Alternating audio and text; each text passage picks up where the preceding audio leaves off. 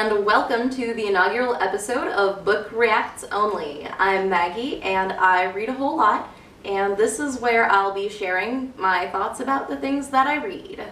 I want to make clear I have absolutely no literature credentials. I am not and do not claim to be an authority of any kind. I just like to read. My preference is for speculative fiction, so that's mainly what I'll be talking about, starting today with The Memory Chamber by Holly Cave. Before I get going, I need to front load this fact. I did not finish it. I'm recovering from the compulsion to finish any book regardless of whether it's doing anything for me or not, and part of the point of this project is to be aware and notice when a book is wasting my time. I'm sure there will be books that would be worth it if I just stuck with them till the end, but generally speaking, if I have significant problems with a book 2 hours in, I'm gonna try and not subject myself to any further frustration. So, what, you ask, is so frustrating about The Memory Chamber? It is an acute discomfort with intimacy. It's the cringy hand-wringing that accompanies every instance of the narrator's attraction.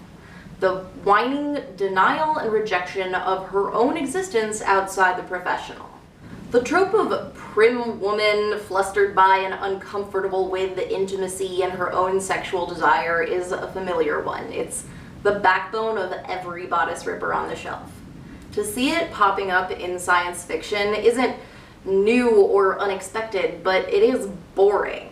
It's annoying and off-putting. I can't get invested in a character whose defining characteristic is the tendency to be struck speechless every time she feels a feeling. I can't sympathize with a character who is so emotionally stunted that she lacks even the suggestion of agency. I want to sleep with him, but I shouldn't, so I won't, but I want to, and that makes me a bad person narrative could probably be adapted into something interesting, but in this instance, it is a mundane, whiny obstacle standing between me and a really promising premise. I wish that I could have gotten further in, and maybe if I'd been able to get as far as the actual plot, it would have been enough to keep me on board. Maybe I would have soldiered on and still been disappointed. We'll never know. Looking forward, I'm starting The Raven Tower by Ann Leckie, whom I absolutely love. So, more to say soon, and thank you for watching.